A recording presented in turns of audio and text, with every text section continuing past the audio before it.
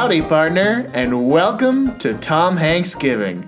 I'm your host, Elvis Kunesh, and today we're talking about the 2007 film by Mike Nichols and Aaron Sorkin, that is director, then writer, of course, Charlie Wilson's War. Chuck Wilson. Yes. And my guest today is the wonderful... Elvis. Garrett Werner. Good to be here. I was very excited to be asked to be on this. We're very excited to have you. I've been wanting to be on it for months, right? For many months I've been excited, nervously checking my email every morning to see if today's the day that I get invited to be on here. And now this is not disappoint. Before we dive into Charlie Wilson's War, what made you choose this movie? Because both of us, we just watched it right before we started recording. First time either of us had seen it. Yeah. So I was presented a list of the movies that are left of Tom Hanks, which is still quite a few. There's a lot, and I didn't even show you any of his TV work, which we might dive into. I mean, there's quite a few movies left, and all of them are pretty good. There really aren't a lot of stinkers in Tom Hanks's IMDb page. There's a few, but compared to the number he's done. Sure, yeah. With that prolific of an actor, you'd think there would be a lot more. You look at Nicolas Cage's role, which is, of course, known for that, but... I mean, any actor, I think you're going to see... Probably more bad than good. Yeah, more dips, absolutely, and a couple movies that make you feel, but not for Tom Hanks. Anyway, so yeah, I narrowed it down to... I was also ashamed to see that I hadn't seen a lot of them. Yeah. But I just, for some reason, had this very vivid memory of seeing the preview for Charlie Wilson's War, and it featuring Tom Hanks in a hot tub, yet him being a congressman, and that being just the most fascinating dynamic to... who was, I guess I was a freshman in college when I would have seen the preview. Either freshman or sophomore. That's shocking because I actually had zero recollection of what this movie actually was. I don't remember a single preview. I don't remember anything, anyone ever mentioning it in my entire life. When you saw this on his IMDb page, were you nervous that nobody would ever want to watch this movie with you because it was an unheard of film? No, I knew someone would want to watch it. I have faith in Hanks. But for some reason, this was a complete blind spot to me. And if I had known that Hanks was in a hot tub in this movie, this probably would have been our first episode. It opens up pretty quick. Yeah. Do you want to run through? Let's make a quick summary of the movie. Yeah. Well, I want to say that the very first shot, even before we ever see Tom Hanks, is a I presume Afghani man in silhouette during a setting sun.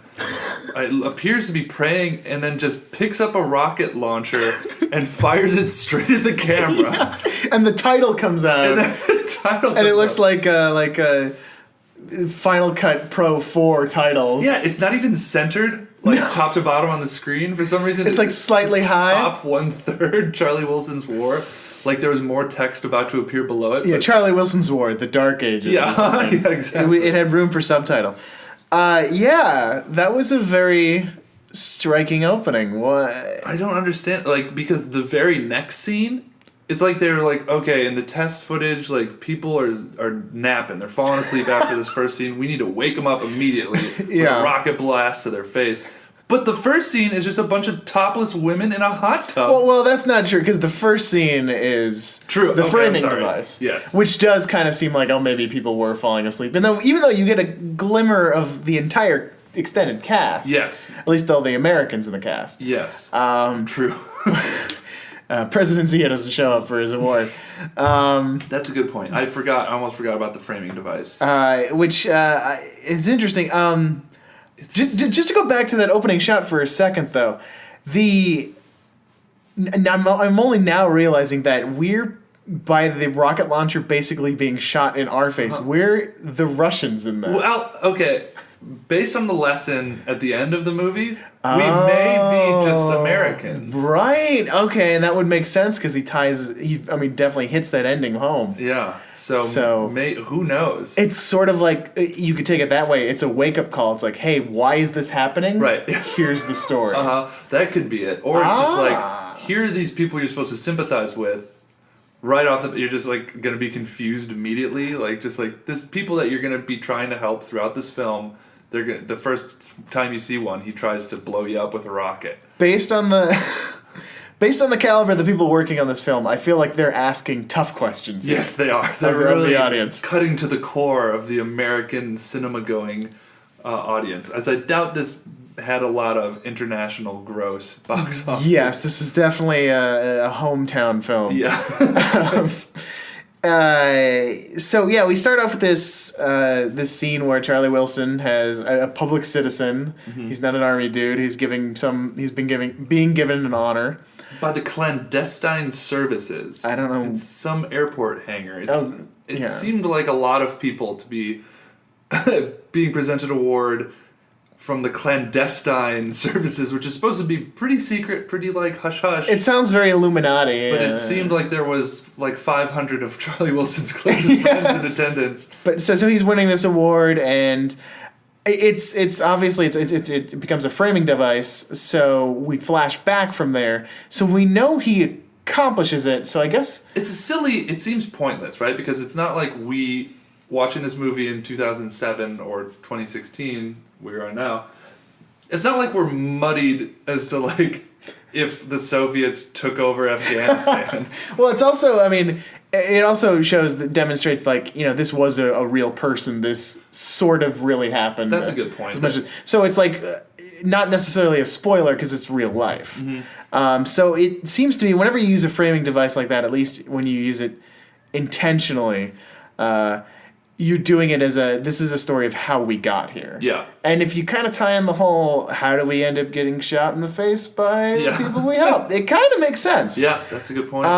But yeah, so it started that, and then as you were saying, the first scene we get into when we launch into the flashback, hot tub. We're in a Las Vegas, I guess brothel, or I don't know what it was. It was like a restaurant that had It was definitely a bar-ish. I thought there were tables, but in the background, yeah, it was definitely a bar. And there was just a hot tub there. Was it the only hot tub? I feel like there was two. Oh, was there another hot tub? I could be just filling that in, but it seems like it was a multiple hot tub kind of location. Yeah, definitely. Yeah. That's the draw. It seems seedy enough for that. If the first hot tub's full, don't worry, we've got the overflow tub. And we got some not full on nudity, but a lot of nudity for a Tom Hanks film. A lot of topless women, three topless women, at least 2.5. Two that you really. I know this is how we count. You saw the nips. Yeah. And there were two women there. And then also some Tom Hanks butt. Yeah, you got the full Hanks ass. That is a bonus. Because I think the most naked we see him besides this is in Splash when we got the young Hanks covering up the genitals. Yeah, that's definitely young. This is no young Hanks, though. This is 2007 Hanks. He looks young for his age. He does, yeah. This is kind of before he hit that very older Hanks period. Right in between the cusp, kind of like still had a little bit of that Saving Private Ryan youthful look to him. Yes, he has very dark black hair. I think the hair helps make him look a little younger. Which the hair, we found out while we were watching it, is based on the actual Charlie Wilson. Actually, Charlie Wilson. We looked him up. Looked kind of like him. Kind of a dead ringer. Yeah. So obviously this is R. I didn't need to grab the DVD box. Yeah. Do you think this was the unrated version of Charlie Wilson's War? There's a lot of nipples. You got some great Hanks nipples too, like the kind of Captain Phillips nipples you get. Yep. At that bathtub scene later with Julia Roberts. But so he's in this kind of skeevy scene, and we meet maybe the most skeevy Hanks since Bachelor Party. And except he's redeemable because in this first scene he sees the television and Dan Rather is reporting in Afghanistan. Yeah, these are the things we learn about Charlie Wilson right off the bat. One, he loves fun. And two, he loves news. He loves like just watching the news and then reading the news. And like, getting it early. Getting the news early. Like once he leaves Las Vegas, he goes back to DC and is like reading these tickers full of. And there's a couple lines with his secretary Amy Adams where he's just like, "I love the news." He just says, I bet Charlie Wilson would love him some Twitter. Oh yeah, oh man, Charlie Wilson would be so active on Twitter. He'd be on both regards. He'd be having fun, and he'd be checking his news, getting it up to date, being informed. Is very pro-woman. He has a team, an entire staff about a dozen women that collectively he calls jailbait. What it was the team's name, right? It wasn't. It seemed like a it was single team. person. Yeah, including Amy Adams. Amy Adams, his sort of right-hand woman, who's delightful. She's incredible. It seems to be the only woman he has a somewhat platonic relationship Although with. he does go for the whole smooch there at the very... He gives her a kiss on the cheek. That seemed like the only cellebatory one. It's true. It was a little bit of a dip, but that seems like that kind of guy would still do that even in a platonic kiss. If the jailbait team is based in fact, which I have no reason to believe it was not, I have no doubt that Charlie Wilson had sex with Amy Adams.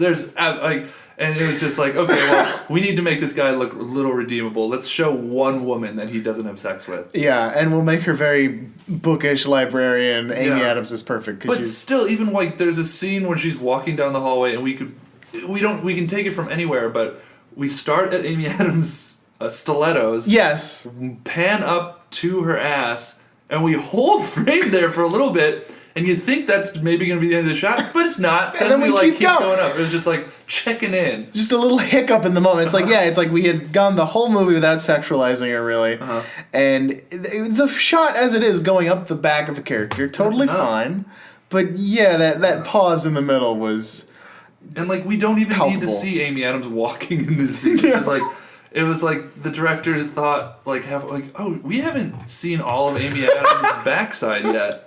Let's just get this one just for fun. And it was a weird transition, too, because it cross-dissolves from a...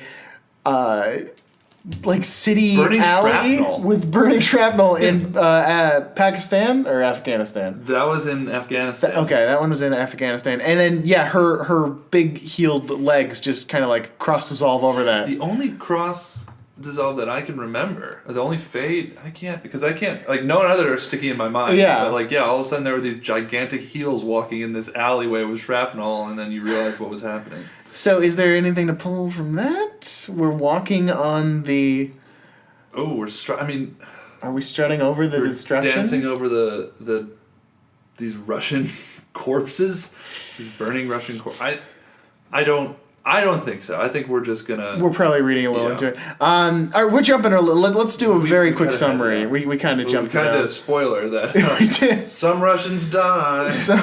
And I do really want to talk about that scene, because there's a lot of questions I have. But before we do that, he's this congressman. He's kind of a fun, charming dude.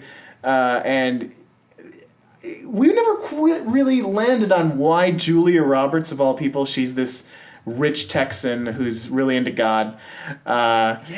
He shows up and they have a sort of sordid romantic affair history, but she's really motivated to help the people of Afghanistan. It's very weird. And I'm all for that. I'm glad she's all for that, but I don't really remember what her motivation was. It's very suspicious. In fact, when we first meet Julia Roberts, so basically inspired only by these news stories, Tom Hanks as Charlie Wilson doubles this paltry budget that they had for trying to help the Afghanis. It's from $5 million to $10 million, and this draws a phone call from Julia Roberts who says, "Hey, come see this movie. Come to this party that I'm throwing in Texas." So he goes. So was she convinced by the movie? Is that what we're to believe? I don't know if that was it, or if she commissioned the movie, maybe. But for some reason, she has a vested interest in Pakistan. Yeah, she's good friends with the Pakistani president, it seems, and then as a result is boy, Afghanistan's really being a pain in Pakistan's ass. You guys, they need more money. Go visit them, and so she basically ships Charlie Wilson to Pakistan and says, "You're meeting with the president tomorrow." I guess you can do that when you're rich. You can order around your congressman. Yeah, he was like, "All right, I guess I will." Yeah, and at that point, Charlie Wilson's just kind of cheesing around. He didn't really have He was basically stacking his deck, but he had no agenda at that point. True, yeah. It seemed like he was... Because he was like, oh, put me on that thing. I want to have a favor to pull in, or I want to have free tickets to go to this stupid museum or whatever. Yeah, he's really in it for himself in the beginning. He's very, like, and even with the accent, because we get a Hanksent in this one. He's his southern Texas drawl. Yeah, it reminded me actually of Kevin Spacey, also playing a statesman. Yeah, I was just gonna say he's sort of like the more benevolent Frank Underwood. Yeah, he definitely, because even though he's pretty selfish at first, it doesn't seem like he's really grabbing for power. He doesn't seem to have any presidential ambitions or anything. No. Seems very content being a representative. He's got all the power he wants, basically. Yeah, which is a sizable amount of power. Yeah. But, I mean, he just sort of seems to be happy, and I don't blame him being a very powerful man in Washington who gets to have sex with all of these amazingly beautiful women.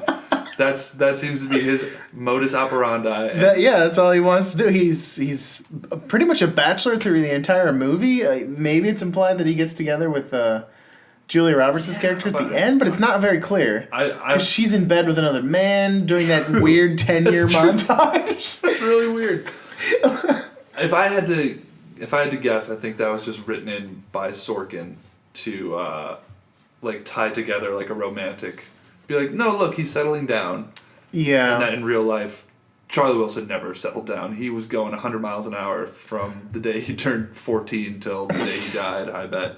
And that is true because we did research beforehand. That is maybe not true. I have no idea if Charlie Wilson was a bachelor for his entire life. So Julia Roberts' vested interest, he goes to meet with the president over there and basically takes on this mission and kind of teams up with CIA operative, Gust Avocado. The best name I've ever heard, played by the wonderful Phillip Seymour Hoffman. May he rest in peace. Indeed.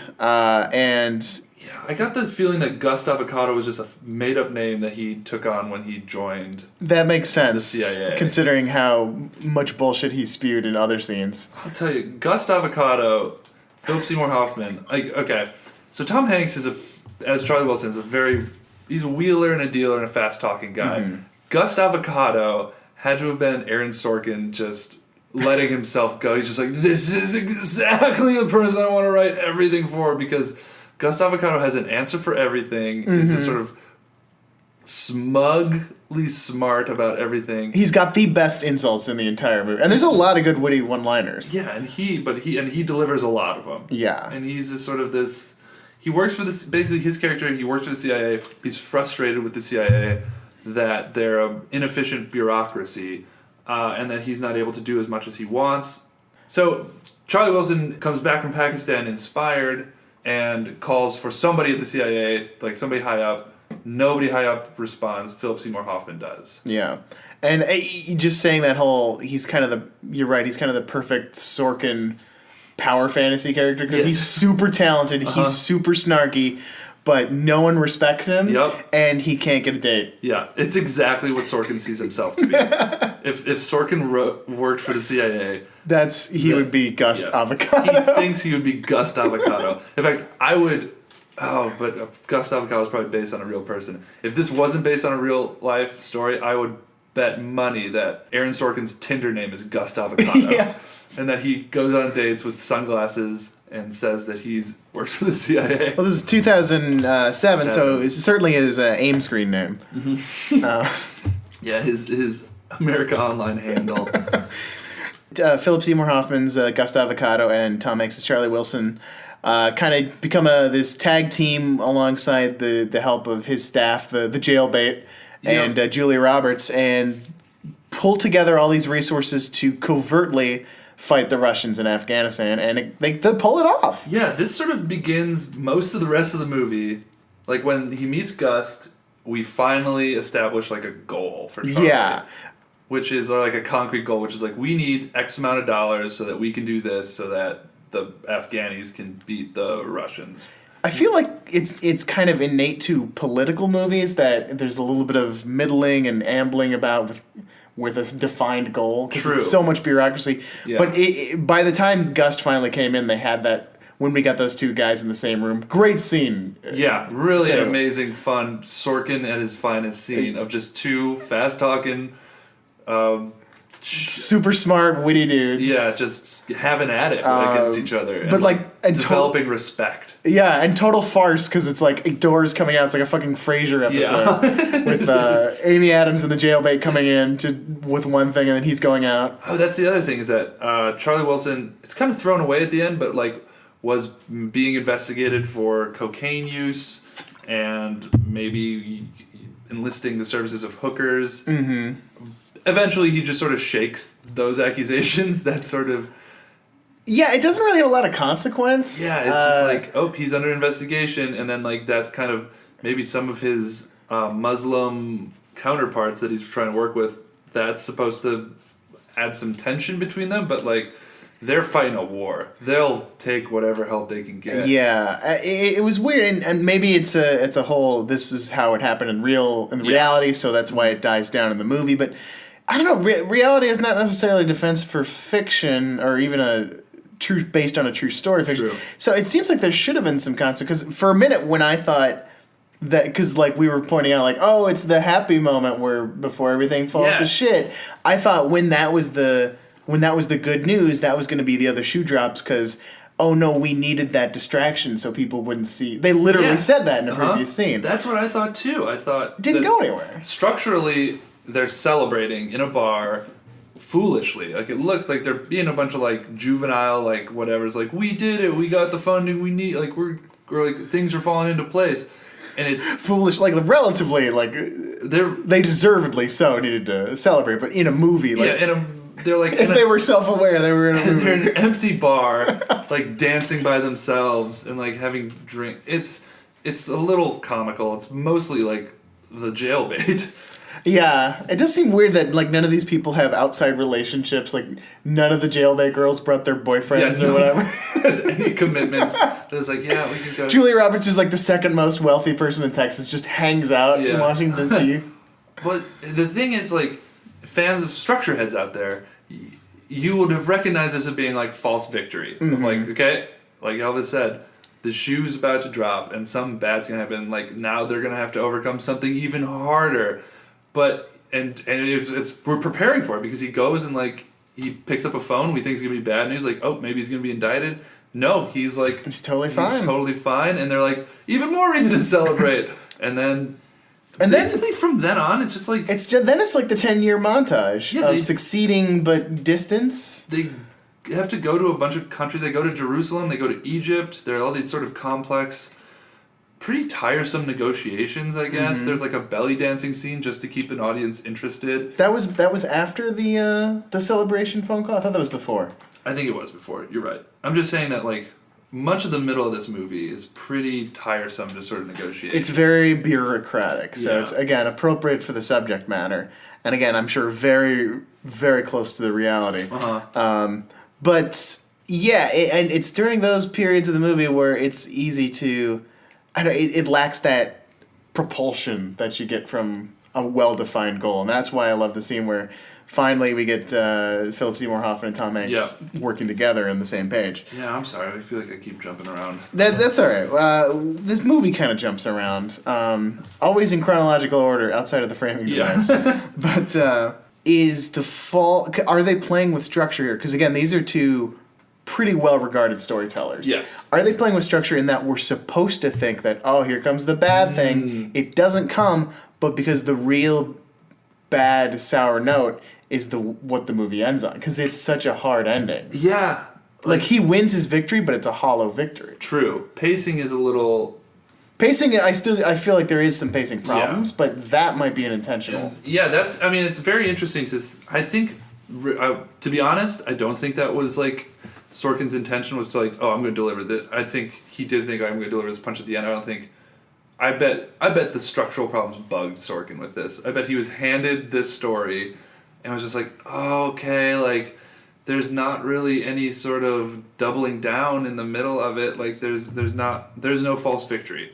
It's they start on a path and Charlie Wilson is such a competent negotiator that there's never any doubt that they're going to succeed. And that's also accomplished by the framing device. So actually maybe that's what the framing device is it's just like throwing in the towel with structure of just being like, listen, you're never going to doubt that this guy's going to accomplish it, so we're just going to show you up front. Which is odd, because when we meet him, he's kind of a bumbling, he's a sweet talker, but he's so, I guess, just content with where he is. He doesn't seem like he has the wherewithal to rise up and pull this off. I mean, there's like, towards the end of the movie, there's those other two politicians who are like, who is just this one congressman who's doing this? Why? How is he pulling this off? Are we supposed to be left asking the same question? Like, I know he's Tom Hanks, so of course he's going to get the job done. But. Yeah, and the movie being called Charlie Wilson's War, I mean, I think it was just like telling this untold story about this guy who really did do this amazing thing that, like,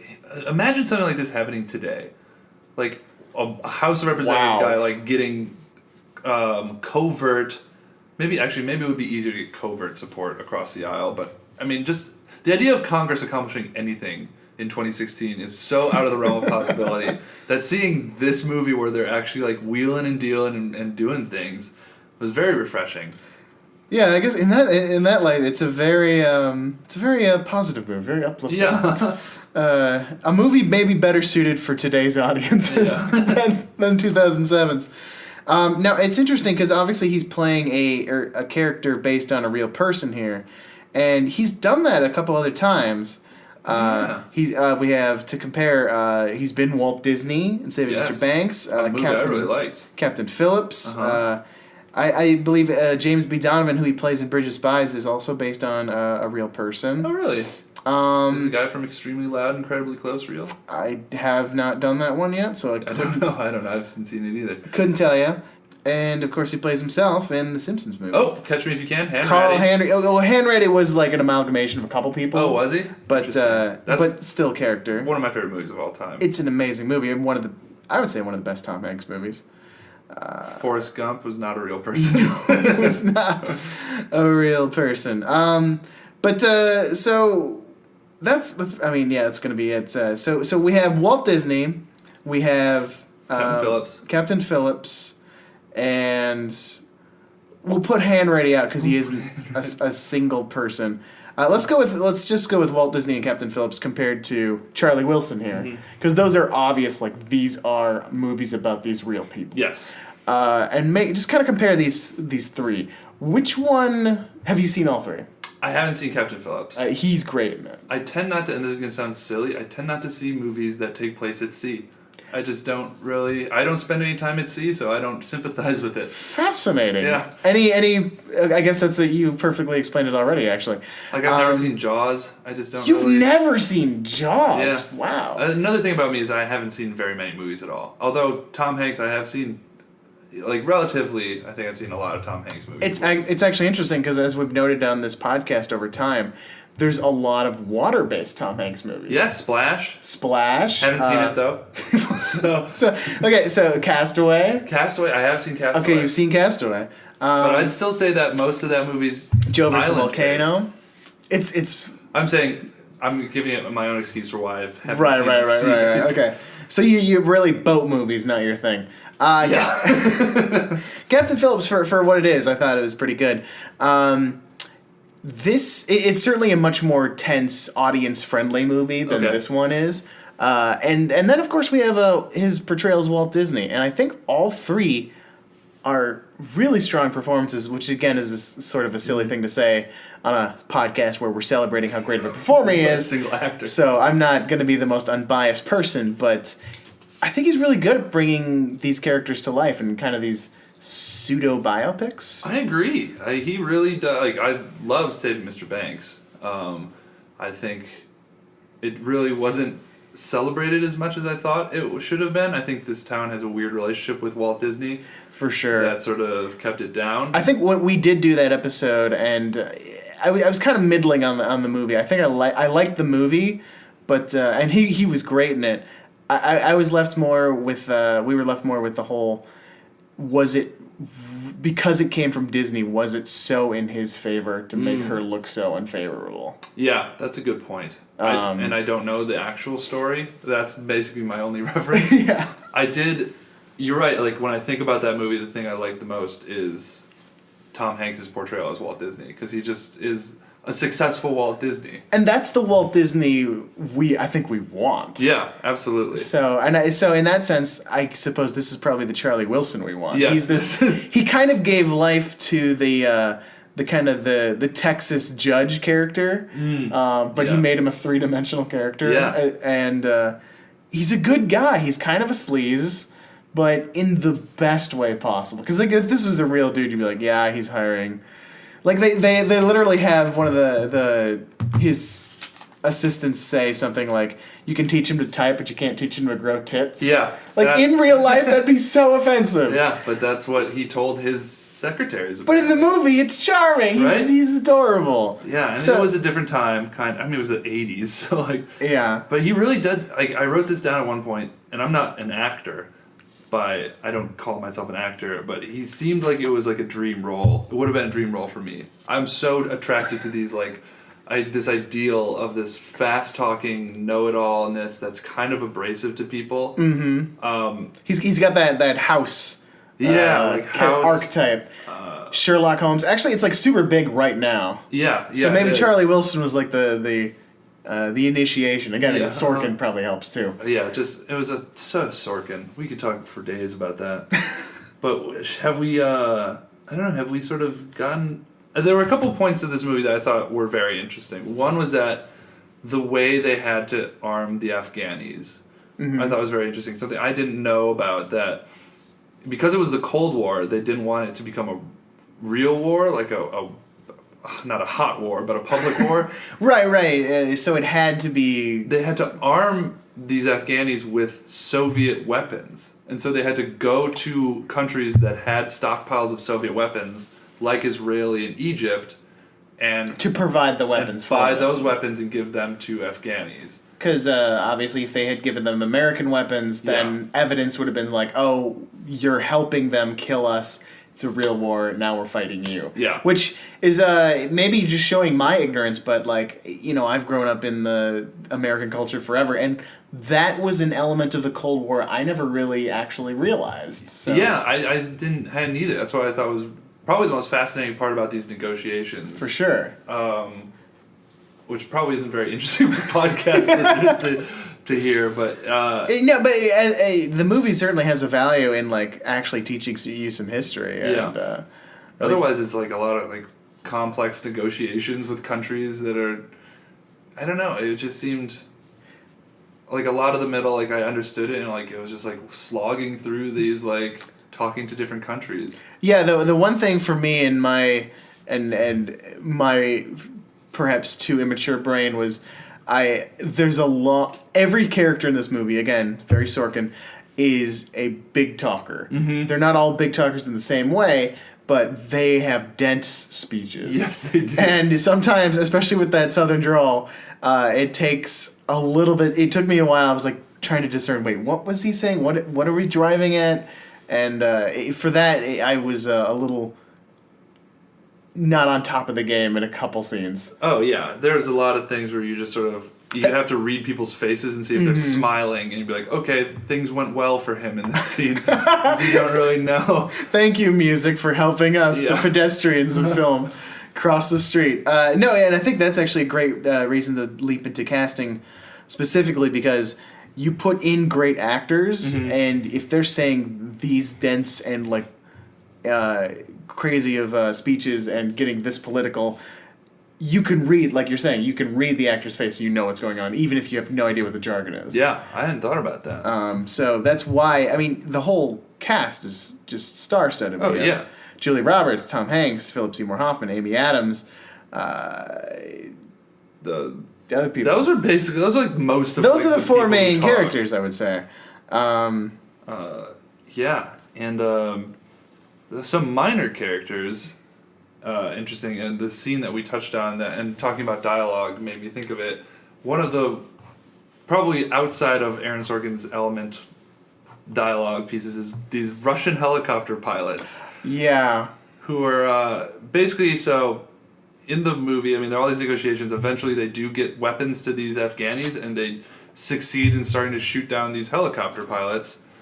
But before they do, we like for the first time see some Russians, and like they're flying these helicopters, and basically they're just like, yeah, okay, well, there are no planes around because these are stupid Afghanis. Like, we get to just shoot as many of these people as we want.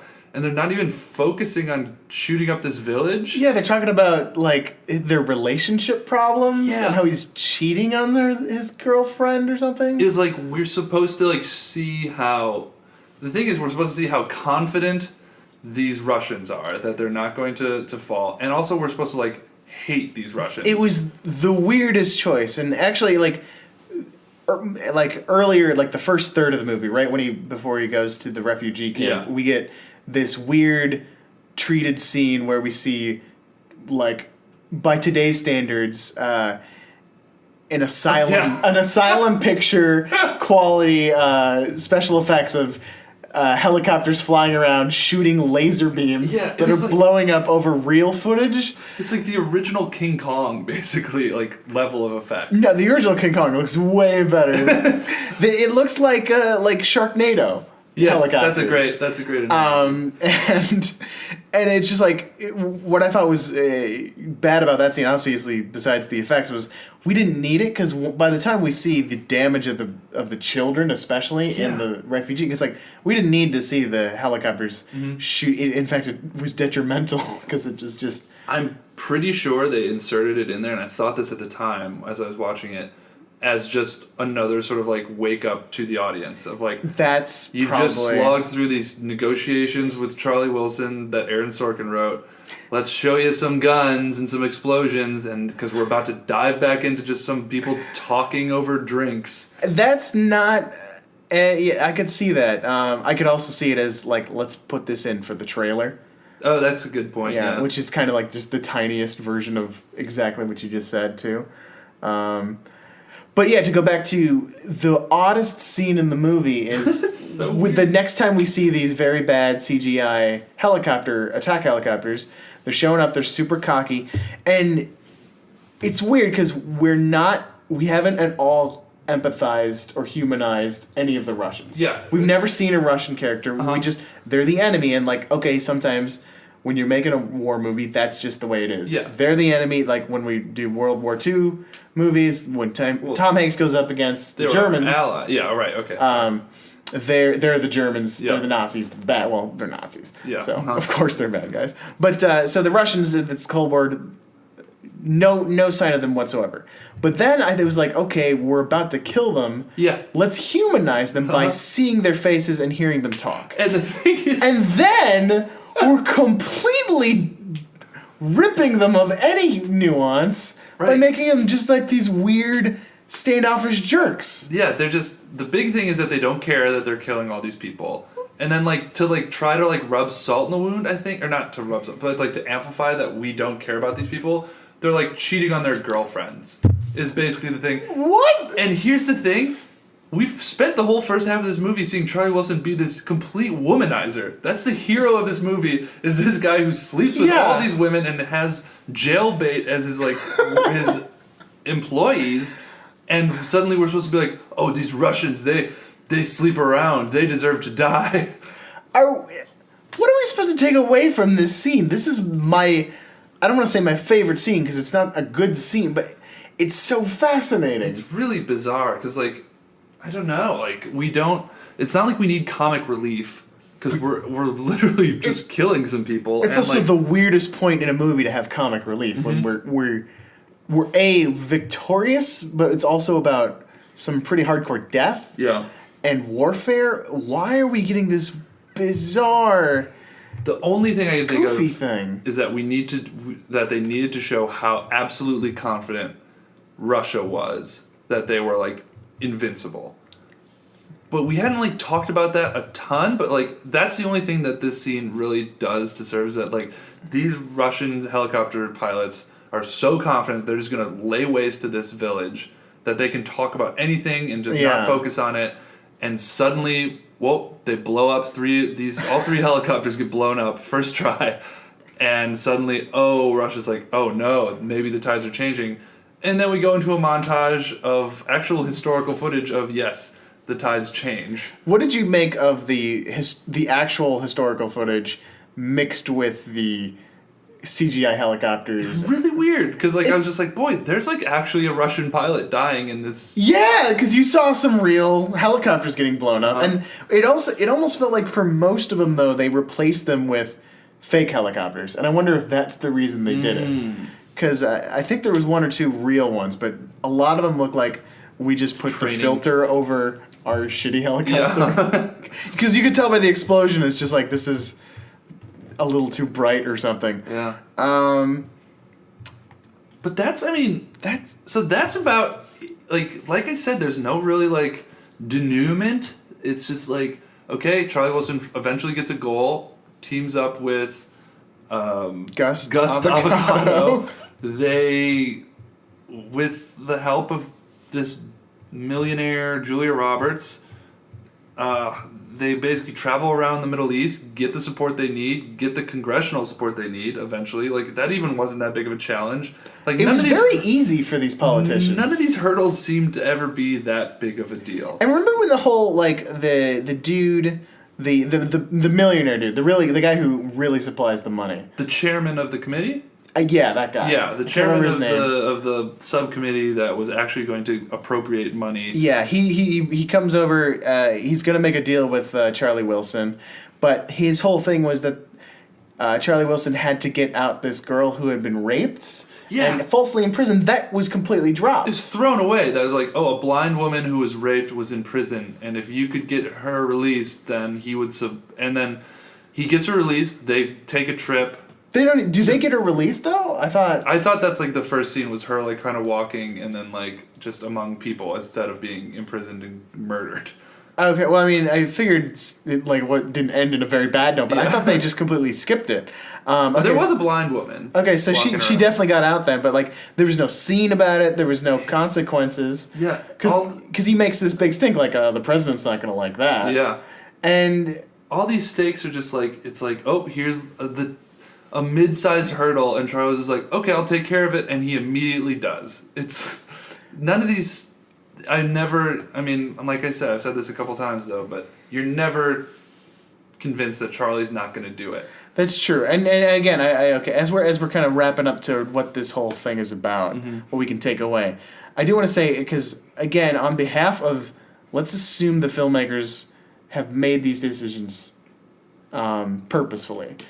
Is there a reason? What could they be saying with this idea that this really is that easy for Charlie? I mean, granted, this is apparently a true to life story too. Are they just being explicit with the facts, or are they doing something like this is how easy it should be to help people? Yeah, I don't. Because it definitely felt inconvenient, right? He was constantly being inconvenienced by these things to do, but it never seemed impossible. Yeah. It was I've got to So we live in Los Angeles. It's if your roommate needs you to pick him up from LAX, you're just okay, I can do it, and it's not that big of a deal. You go pick him up and then you're done. That seemed to be the extent of how difficult any of these tasks were. Every single, nothing. What was the hardest thing he had to do in this movie? And I feel like the reason why they had to do it was because they had to get so much story in, and that they're just we could play this up, but we can't, no. And it didn't really happen in real life, maybe. Yeah. He never really comes against the challenge that actually challenges him, which kind of removes the drama for me. Yeah, exactly. There's a lot of really fun talk. But he certainly doesn't change very much by the end of the movie. Because the change happens at the beginning when he suddenly just has a cause, which is these Afghani people. I guess there is a bit of a change. It's a slight change. We've been putting off for the end, I think. Yeah, but I think the change is more supposed to be perhaps in us. I think because of the use of the framing device, and it ends so didactically on that quote, where Charlie Wilson himself, I don't have the quote in front of me, but it's basically, we helped out all the people, we did this thing we were supposed to do, but we fucked up the landing, or the ending. Yeah, we fucked up the ending. And this is in reference to, they're having this celebration with, what was it? It was just a Christmas celebration? No, he was reelected. Oh, re-election celebration. Or maybe it was Christmas. Maybe it was both. it was some celebration, and it's Charlie Wilson and Gus Avocado are having a moment out on the balcony, and Charlie's like, "Okay, I did it. Like, I got all this funding for this war." That they were celebrating the $1 billion. They were celebrating the Russians signing. Leaving Afghanistan. Right. The end of the war. Yeah, it was mission accomplished, basically. Yeah, so that makes sense. You'd celebrate. So everybody was celebrating, except for Gus Avocado, who kept trying to bring up this Zen master parable. He tried to bring it up when you first met him in the office, and then he says it again, which is basically how saying that, like, there are unintentional consequences to everything, and that, like, it's never over. Yeah, everything has a consequence. It could end up being good or bad, or continue to change. Things that people think are good are often bad, was basically the point of it. Yeah, and his whole goal at that point was, like, we need to continue helping these people because, as real life has demonstrated, without proper structure and guidance, they turned kind of into a enemy. Well, there's like a lot of what we do, and this Charlie Wilson makes a little bit of a point of this, is that we go in, we exterminate all of the bad, and then we leave a vacuum because we pull out. We're like, okay, the bad's gone. Let's get out of there. Yeah. And this vacuum is usually the people who seize power in this vacuum are not the people that are like looking to build a country the correct way. Yeah, they're looking out for number one. Yeah. And that's what happened in Afghanistan. That's how the Taliban came to power, and how we end up in a real war in Afghanistan, not a covert war. And so that seemed to be the big message. It's certainly a big message, and it's very political in the sense that it's definitely saying it's the kind of movie it's saying it's in favor of us or the United States occupying territories. Yeah. Which well, and I don't know if it was in the end, Charlie Wilson's trying to just get, after raising $500 million for war in Afghanistan, he's trying to then raise $1 million to help build schools in Afghanistan. Which should be so easy, but no one cares about that cost. Yeah, he can't get that money because nobody cares about it. Education isn't flashy, it's not important, it doesn't affect life. Obviously it does. Yeah. But it's not like raising money for a war. Right. Trying to explain why you paid $1 million to build a school in Pakistan or in Afghanistan. Sorry, that's actually a mistake that the people in the movie made. That's what they did, is that somebody calls it a school in Pakistan and Charlie Wilson corrects him to Afghanistan. But why would you spend $1 million for a school in Afghanistan when you could spend $1 million on schools at home, and that's how you get elected? Right? Yeah. People don't care about schools in Afghanistan. It's a downer ending. It's definitely a downer ending. You see sort of... But then we flash back to complete the frame, and we see Charlie getting his medal. But yeah, he's just like... But even by that point, it's still a downer ending. Yeah, he knows. He's like, you know what? Like, I think it's a little... Aaron Sorkin had the benefit of foresight, because it's a little prescient, I think.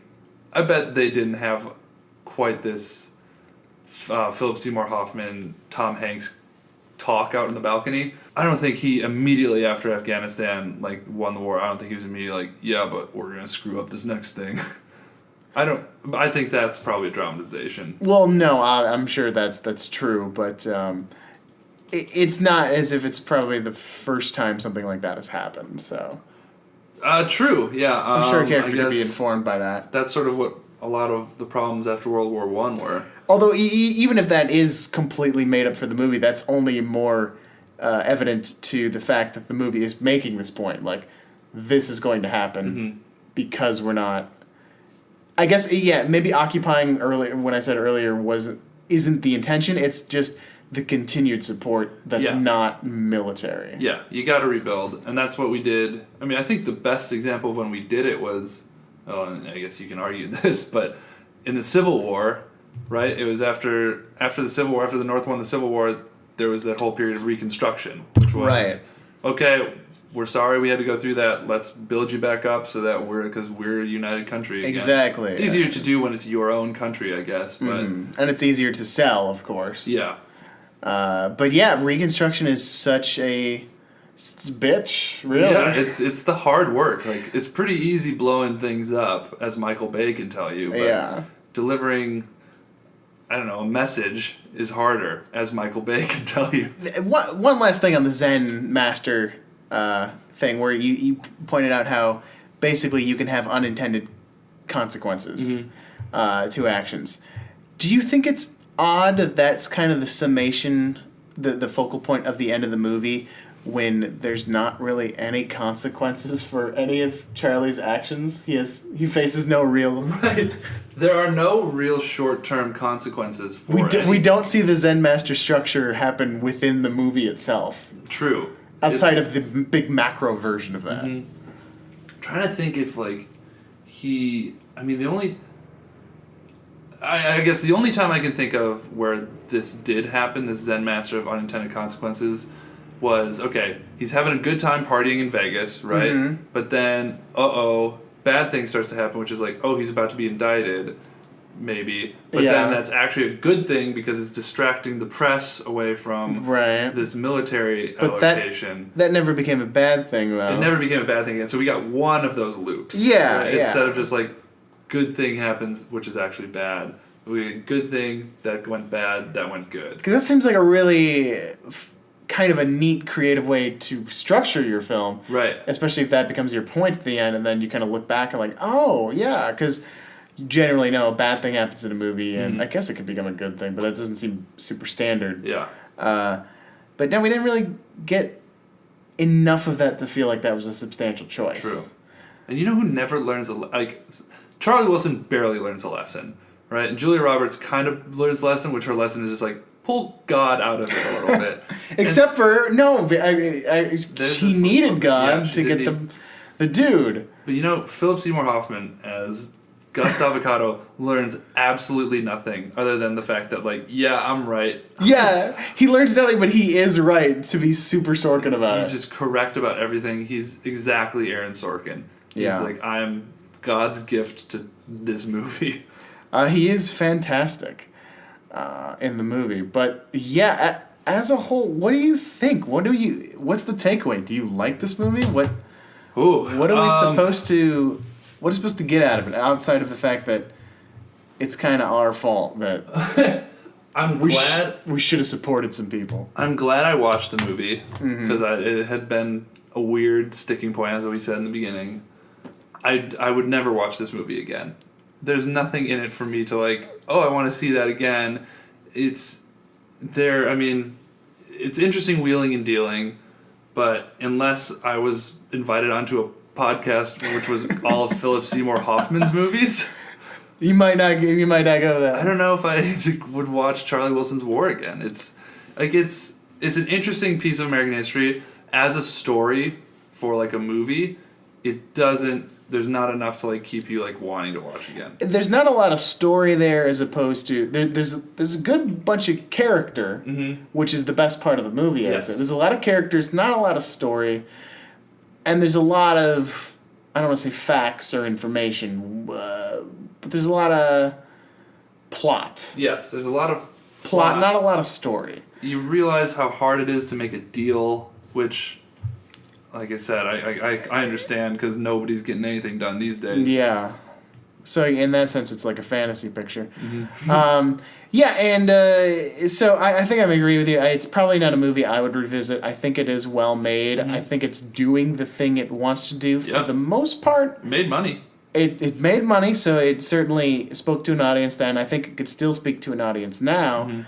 And for a couple of reasons alone, it's worthy. Just seeing some great work from both Phillip Seymour Hoffman and Tom Hanks, and to get to see them work together. Absolutely. Which I believe this is their only time they do that. That's maybe the only thing I would see is that scene where they first interact. That scene I would watch on loop. That's really good. I would also, as we mentioned while watching the film, I want a GIF of the shot with Amy Adams alone at the party, just hanging out with the dogs. Yeah, just drinking by herself on a staircase. And it's really interesting to see him play his character. I'm really having a hard time actually vocalizing what I feel about it. Like, I don't care to see the movie again, but Tom Hanks really was cool in it.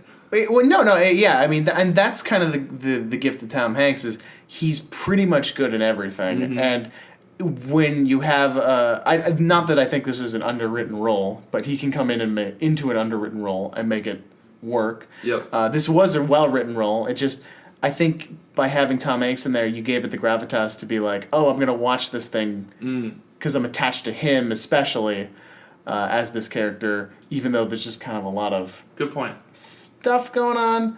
Not good, but maybe just like a kind of a middling movie. Yeah. If you want a better Tom Hanks Cold War movie, see Bridge of Spies. I gotta see that one too. It's great. I want to see it. It's no boats, so it's no boats. Garrett, thanks for being on the show. Thank you, Elvis. Where can they find you? Oh man, if you just Google my name, Garrett Werner, my Twitter should pop up, I guess. My Twitter, okay, so my Twitter's just hard to explain on a podcast. It's Great White Hopra, which is great with an 8, and then white, and then Hopra, which is Oprah with an H. So just Google my name if you really want to find it. Did you come up with the Twitter handle before you like ever thought of saying it out loud or having to be on a podcast? Oh yeah, I came up with the name when my friends made me make a Twitter on a vacation like 6 years ago. That sounds about right. Yeah. I never thought I would tweet more than 10 times in my life.